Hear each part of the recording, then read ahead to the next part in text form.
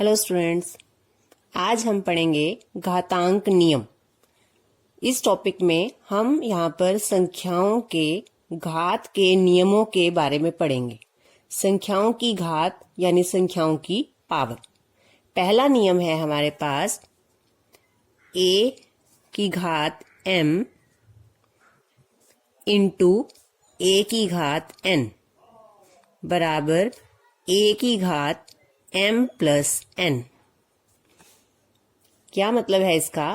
a की घात m यानी a की पावर m, a को कहते हैं आधार, m को कहते हैं उसकी पावर। इसी तरह से यहाँ पे भी आधार a है दूसरी संख्या और घात इसकी n है। डॉट मतलब इनटू यानी कि गुना। दो संख्याओं की गुना है और दोनों की संख्याओं में जो ये आधार हैं ये सेम है तो इनकी पावर प्लस हो जाती है।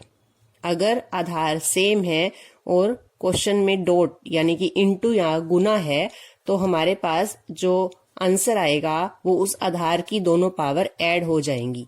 a को कहते हैं आधार और m और n यहाँ पर है घातांक। m तथा n ये है घातांक। एक एग्जाम्पल देखते हैं। अगर 17 की पावर 2 इंटू 17 की पावर 3 दोनों आधार सेम है तो आंसर आएगा 17 की पावर 2 प्लस 3 17 की पावर 5। तो ये हमारा घातांक का पहला नियम है। दूसरा नियम है a की पावर m, a की घात m ब्रैकेट घात n बराबर a की घात m इंटू n। आधार है a, उसकी घात पावर m है और इस सारे की पावर एक और है n। एक ही आधार के ऊपर दो पावर हैं तो उन दोनों पावर की मल्टीप्लाई गुना हो जाती है a की power m into n। Example देखेंगे। 17 की पावर 2 ब्रैकेट पावर 3, 17 की घात 2 सारे की घात 3 तो हमारा यहाँ से आंसर आएगा 17 की घात इन दोनों की गुना हो जाएगी 17 की घात 6। अगर एक ही आधार है और उसके ऊपर दो घात हैं तो उन दोनों घातांक की गुना हो जाएगी। अगर दो आधार एक जैसे हैं तो उनकी घातांक प्लस हो जाएंगे। तीसरा नियम है a की घात m बटे a की घात n बराबर a की घात m माइनस n। यानी अगर दो आधार एक जैसे हैं और संख्याएं भाग में हैं तो उनके घातांक माइनस हो जाएंगे a की घात m माइनस n। यहाँ पर भी इस तरह से उदाहरण ले सकते हैं। 5 की घात 10 हमने यहाँ एक उदाहरण लिया है बटे 5 की घात 3। दोनों आधार सेम हैं तो घातांक घट जाएंगे 5 की घात 10 माइनस 3 तो आंसर आएगा 5 की घात 7। यहाँ जो घातांक हैं वो हमारे पास परिमेय संख्या भी हो सकती है, जैसे 5 की घात 1 बटे 3 बटे 5 की घात 1 बटे 2 या 1 बटे 5। जो घातांक हैं वो संख्याएं परिमेय संख्या भी हो सकती हैं। तो देखें कैसे हल करेंगे इसे। आधार सेम है 5, ये दोनों घातांक माइनस हो जाएंगे क्योंकि हमारे पास दोनों आधार भाग में हैं। तो 5 की घात आएगा 1 बटे 3 माइनस 1 बटे 5। अब हमें इसे घटाना है। आधार तो 5 ही रहेगा, घातांक को हल करना है जो इसका घातांक आया है। तो 5 की घात आ जाएगा यहाँ से।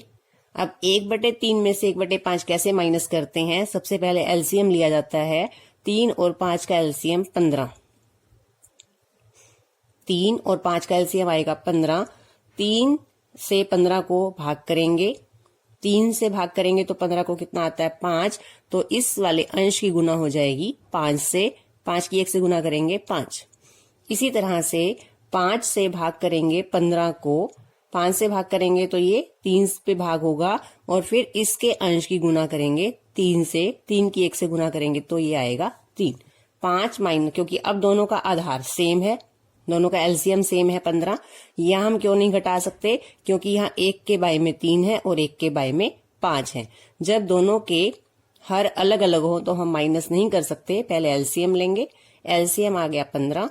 अब हर एक जैसा है तो अब 5 में से 3 माइनस करेंगे, तो यहां से आंसर आ जाएगा 5 की घात 2/15। तो संख्याएं हमारे घातांक हमारे पास परिमेय संख्या भी हो सकती हैं जब दो आधार एक जैसे हों और क्वेश्चन जो हमारा भाग का है तो घातांक माइनस हो जाते हैं। ये है हमारा घातांक का तीसरा नियम। चौथा नियम देखेंगे, a की घात m डॉट b की घात m, a की घात m इंटू b की घात m। इसका अर्थ है कि दोनों के आधार तो अलग अलग हैं इस नियम में और यहाँ पर घातांक सेम है। a और b अलग अलग, आधार अलग अलग है लेकिन घातांक सेम है, तो आंसर क्या आता है a b की घात m। एक एग्जांपल लेंगे, 7 की घात 3 इंटू 9 की घात 3। दोनों की घात सेम है तो यहां से आ जाएगा 7 इंटू 9 की घात 3। घात को एक बार लिखा जाएगा।